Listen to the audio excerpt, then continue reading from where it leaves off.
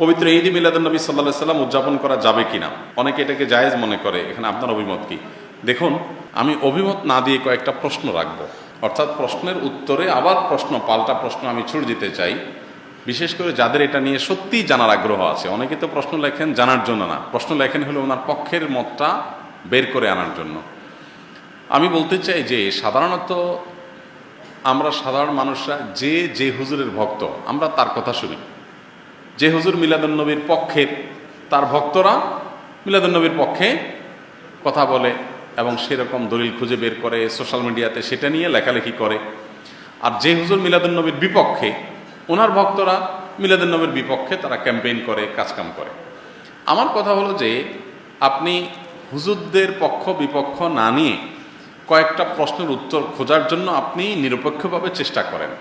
আপনি নিজে একটু সচেতনভাবে, সতর্কভাবে, অনুসন্ধানের দৃষ্টি নিয়ে এই প্রশ্নগুলোর উত্তর খোঁজার চেষ্টা করেন। আপনি শুধু উত্তর খোঁজার যদি সিরিয়াস চেষ্টা শুরু করে দেন এবং নিরপেক্ষভাবে চেষ্টা করেন, আমার বিশ্বাস যে আপনাকে আল্লাহ তাআলা হেদায়েত এবং সঠিক পথ যেটাই সেটা আল্লাহ তাআলা আপনাকে দেখিয়ে দিবেন। শর্ত হলো আপনি আগে গিয়ারটা নিউট্রালে এনে তারপরে খুঁজতে হবে। আমরা যারা গাড়ি চালাতে জানি তারা জানি যে গিয়ার, আপনার ম্যানুয়াল গিয়ার সাধারণত গাড়ি, এটা আপনার নিউট্রালে থাকার পর স্টার্ট দিলে গাড়ি স্টার্ট হবে। গিয়ার একটা দিয়ে রেখে দিয়েছেন আগে, এরপর আপনি স্টার্ট দিচ্ছেন, তাহলে গাড়ি কি হবে না? স্টার্ট হবে না, গাড়ি দৌড় দিবে, লাফ দিবে, সেটা সঠিকভাবে সার্ভিস দিবে না। এখন আপনি নিজে আগে মিলাদুন্নবীর পক্ষের অথবা বিপক্ষের একটা গ্রুপের থেকে এরপরে বলতেছেন হ্যাঁ এই ব্যাপারে আপনি কি বলেন, কোরআন হাদিসে কি আছে, আপনি জানার চেষ্টা করছেন। এইভাবে আপনি আসলে সত্য জানতে পারবেন না। সত্য জানতে হলে আপনাকে নিউট্রালে থাকতে হবে, যে ঠিক আছে আমি এটা নিয়ে অনুসন্ধান চালাই, পড়াশোনা করি, স্টাডি করি এবং আমার স্টাডির পর নিরপেক্ষভাবে সত্যিটা জানার জন্য আমি চেষ্টা করি। আল্লাহ তাআলার কাছে দোয়া করি আল্লাহ যেন আমাকে হেদায়েত করেন, গাইড করেন, তাহলে আপনি ইনশাআল্লাহ সঠিক পথ পাবেন। এবার আসেন প্রশ্নগুলো কি কি। এক নম্বর প্রশ্ন হলো, নবী করিম সাল্লাল্লাহু আলাইহি সাল্লামের যেদিন জন্ম হয়েছে, মিলাদুন্নবী মানে হলো নবী সাল্লাল্লাহু আলাইহি সাল্লামের জন্ম, এটাকে কেন্দ্র করে উদযাপন, আনন্দ ইত্যাদি। প্রশ্ন হলো, নবী করিম সাল্লাল্লাহু আলাইহি সাল্লামের যে তারিখে জন্ম হয়েছে সেই তারিখটা কি চূড়ান্ত এবং অবিতর্কিত কিনা, অর্থাৎ অমুক তারিখে তিনি জন্মগ্রহণ করেছেন, ইতিহাসবিদগণ এ ব্যাপারে একমত কিনা বা হাদিস গ্রন্থগুলোতে এটা সুস্পষ্ট আসছে কিনা, এটা আপনি একটু জানার চেষ্টা করেন। আপনি যদি খোঁজ করেন, অনুসন্ধান চালান, তাহলে কিন্তু আপনি জানতে পারবেন, জানতে আপনার কষ্ট হবে না খুব বেশি, যে আসলে নবী সাল্লাল্লাহু আলাইহি সাল্লামের জন্মের তারিখটা এটা চূড়ান্ত কি চূড়ান্ত না।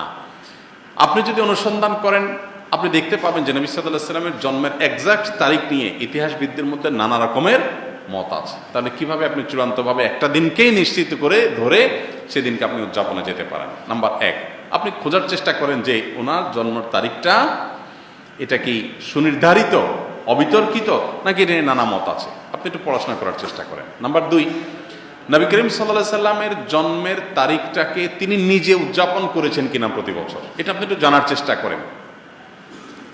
তিনি যদি নিজে নিজের জন্ম উদযাপন না করেন, তাহলে তার সিনিয়র সাহাবী যারা, চার খলিফা আরও যারা আছেন, এই সমস্ত সাহাবীরা কেউ যারা যারা নবী সাল্লাল্লাহু আলাইহি ওয়াসাল্লামকে সবচেয়ে বেশি ভালোবাসতেন, নবী সাল্লাল্লাহু আলাইহি ওয়াসাল্লামের ভালোবাসার দোহাই দিয়েই তো আমরা এটা করি, তো তারা যারা নবী সাল্লাল্লাহু আলাইহি ওয়াসাল্লামকে এর ভালোবাসায় যারা উত্তীর্ণ হয়ে গেছেন, ভালোবাসায় যারা প্রমাণিত, তার আশেকে রাসূল বলি, যেটাই বলি আমরা তথাকথিত, এই জায়গাটা যারা ইতিমধ্যে প্রমাণিত হয়ে গেছেন, সেই সাহাবীরা যাদেরকে কোরআনে আল্লাহ সার্টিফিকেট দিয়েছেন নবী সাল্লাল্লাহু আলাইহি ওয়াসাল্লামের আনুগত্যের ব্যাপারে, ভালোবাসার ব্যাপারে, সেই মানুষগুলো নবী করিম সাল্লাল্লাহু আলাইহি ওয়াসাল্লামের জন্ম দিবস উদযাপন করেছেন কি করেন নাই, আপনি এই বিষয়ে একটু খোঁজ নেন, তথ্য উপাত্তগুলো ভেরিফিকেশন করেন, যাচাই করেন।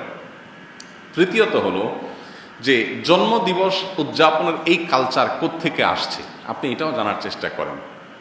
আপনি যদি একটু নিরপেক্ষভাবে এটা শুরু কোত্থেকে আসছে দেখেন, আপনি দেখবেন এটা অগ্নিপূজক, প্রকৃতি পূজারী তাদের কাছ থেকে আসছে। এবং একসময় খ্রিস্টান ধর্মেও এই জন্মদিবস উদযাপন করাটার ব্যাপারে নিরুৎসাহিত করা হতো, নিষিদ্ধ করা হতো। পরবর্তীতে তারা নিজেরা আবার ওই প্যাগানদের দ্বারায়, প্রকৃতি পূজারীদের দ্বারা প্রভাবিত হয়ে তারাও তাদের নবীর জন্মদিবস উদযাপন শুরু করেছেন। আমাদের নবী সাল্লাল্লাহু আলাইহি ওয়াসাল্লাম বলেছেন, লা তুতরুনি কামা আতরাতিন নাসারা ইবনে মারইয়াম, তোমরা আমাকে নিয়ে বাড়াবাড়ি করিও না যেভাবে খ্রিস্টানরা ঈসা আলাইহিস সালামকে নিয়ে বাড়াবাড়ি করেছে। অতএব নবী করিম সাল্লাল্লাহু আলাইহি ওয়াসাল্লামের মিলাদুন্নবী পালন করবেন কি করবেন না, উদযাপন করবেন কি করবেন না, সেই প্রশ্নের উত্তর আপনি পেয়ে যাবেন যদি আমার এই 3টা প্রশ্নের উত্তর আপনি নিজে অনুসন্ধান করে জানার চেষ্টা করেন। আল্লাহ আমাকে, আপনাকে, আমাদের সবাইকে হেদায়েত এবং সত্যিকারের যে সঠিক পথ সেটা আল্লাহ তাআলা আমাদের সবাইকে আল্লাহ তাআলা দান করুন।